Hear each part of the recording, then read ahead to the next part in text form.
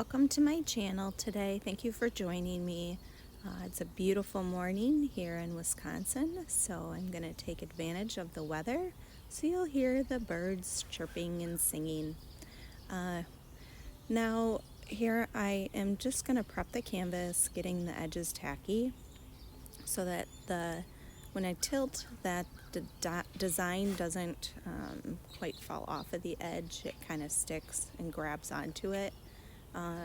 It's a theory that I haven't really noticed too much, but that's the thought processes behind it.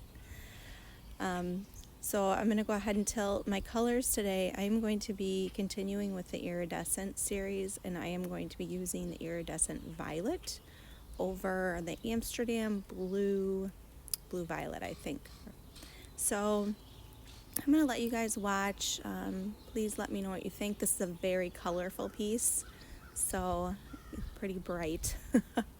I was working with a little different color palette today than I'm used to, but I think it turned out good, and I mean it's a very cheerful piece. So yeah, if anybody has any questions, just let me know in the comments.